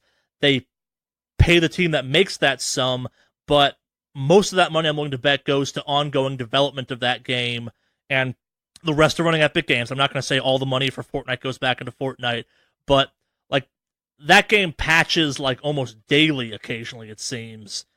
And that's not because the game is broken, it's because they have enough money and people to pay that money with that they can keep making those changes as fast as possible. Like the frequency at which stuff rolls out in that game that's totally new is not like, hey, we were saving this up. It's we can pay enough people enough money to make this stuff happen all the goddamn time. Like, imagine if Fortnite was like, hey, for $15 a month, you have to pay to play Fortnite. It wouldn't work. Well, yeah, no, for that it wouldn't work. Yeah, and I guess to kind of compare Fortnite to PUBG for a second, both have battle passes. Fortnite, you can see what you're getting for that battle pass. Whether or not you think it's a good seeing what you get for your battle pass, whatever kind of thing. Like, PUBG has the problem where a lot of money has gone into that game, and changes are slow and incremental, and like PUBG is a great game. It also occasionally just has some baffling problems. Like, it still has technical problems. There is so much money in that game that the fact that you still occasionally fall through the map and like cheating is as rampant as it still is, kind of thing. Like, it's dumb to say it, but yeah, it's an officially released game, but it still has free to play. It still has early access issues. Fortnite, which is still kind of technically an early access game, plays like a fully released game. Like, like as much as like I joked about how it's still technically part of an early access game, that thing is so separate from the rest of that game. If you told me they were still working on the rest of that game, I'd go, why would you bother? I think they still are too, to be honest. Yeah, I think they are too. I think like it's why I will never know. Maybe the idea is like, okay, so eventually this Battle Royale bubble's gonna pop. We're gonna have this kind of other game going on. You're like, oh, I'm familiar with Fortnite. Let's go play the other thing now, too, or something like that. I don't know. I don't super care in that category. Like, it's the end of the day, Fortnite will succeed or fail of its own merits. But it's a good example of, like, hey, here's how you do ongoing monetization with it. Doesn't rip, like, is the Battle Pass too much money for what you're getting out of it? I am not one to judge. But you can see a direct effect from that constant incoming of money and the quality of what that game is. Like, they redid the whole shooting system in that game because enough people complained about it. And it's one of those ones where it's like, yeah, they might have fixed it because it's popular and it's doing well for them, but also if you have no money to fix that, you're not going to bother fixing it. Well, I mean, like I said, I don't disagree with you on that, and like I see it working for that. But honestly, like the battle pass is something relatively new. They were making money before the battle pass. They were making money through people buying V-Bucks to buy shit. Yeah, and I think it's one of those ones where it's a lot more countries, I think even the U.S. to a certain extent, are saying, yeah, loot boxes aren't a thing. Like it's how many V-Bucks? Like you got the John Wick outfit in no, I never worked my way that far up. So. I thought you bought that. At some you can't point. buy that. That's unlocked through the battle pass. Okay, so fair. So I guess my point would be how many times have you put V-Bucks actually into that game? A little bit, because there was some stuff I wanted to get, mainly the emotes and anything else, but yeah. But like very specific stuff. Like you probably put like what, $30 into that game total? At most, $30. That's it. Yeah. So with the battle pass, so are you familiar with the kind of concept of whales versus not whales in the monetization systems? Yes, I'm fully aware of that. So the reality is the battle pass gets you a system where you're no longer as reliant on whales. You're spreading out kind of that income across more people. It's no longer trying to hook one person. It's incentivizing like 100 people to pay $15 as opposed to incentivizing like 5 people to spend $10,000 a piece. Like if you want to, like, I know that math doesn't work out the right way, but if you want to put the same amount of money, it doesn't super matter how you got there as long as you didn't lose too much money along the way. Like you'll still have your whales, but the battle pass gives you a structure to that game that doesn't exist without the battle pass. And again, like it goes back to that game, if you're not winning, has no forward momentum. It's a win or lose kind of game. It's fun to win or lose, but you're not leveling up through your matches and stuff like that in a traditional sense. Yeah. Okay. Well. It's like I said a while back, I think battle passes are the future because I don't know how many more things you're going to be capable of getting away. Like the season pass for DLC is dying because more and more times it's like, this is a bad season pass. I think and we're getting more and more games that have longer and longer play lives. Like that's the natural progression of things as games get more expensive to develop, and as we kind of move towards these more games as service-y style things, I'd much rather the battle pass approach than just a straight subscription because you're getting a little bit more out of it. And again, it comes out if it's done well. Like there's been lots of bad versions of all of the stuff we talked about as part of this. I definitely see battle pass definitely making an impact in the future. Yeah, and we'll see what happens with it too. I think it's I could imagine EA will do something real bad with it, but at the same time, I'd much rather like I want loot boxes to die to a certain extent. Like I and the internet talk about how like Warframe has the best monetization system because it has premium currency and what you can buy with that. There's no randomness to it, and then it's got a Xur system where it's like, hey, if you played a shit ton of this game, buy some of the stuff you have to normally buy with currency. There's not a ton of options because it rotates on a week, but yeah, I actually would want a battle pass in that game in some ways. It'd give you a better sense of progression. Yeah, I'm unlocking this stuff. Yeah. Yeah. I don't have much more on this one, do you? I think we've kind of gone where we can with this one here. Yeah. So. All right. We have no emails this week, but if you wanted to contact us, how would you do that, Alex? Very simple. You can bring up your email client of choice, and in the to section, you would type wickedawesomecast@gmail.com, write your subject and your message, and we'll probably look at it. Not probably, we will. So, yeah. Yeah. wickedawesomecast@gmail.com. Spells it sounds, down the show notes, etc., etc. I think I've encouraged this in the past, but like if you disagree with something we say in the podcast, feel free to write us in. We'll talk more about it, I guess. We've had some pretty kind of low-hanging fruit topics lately. But, yeah. Yeah, and actually, I'm also keeping an ay out if there's any more beer recommendations we try while I'm up here. I haven't got any emails yet. So We've got nothing on that. Come on, guys.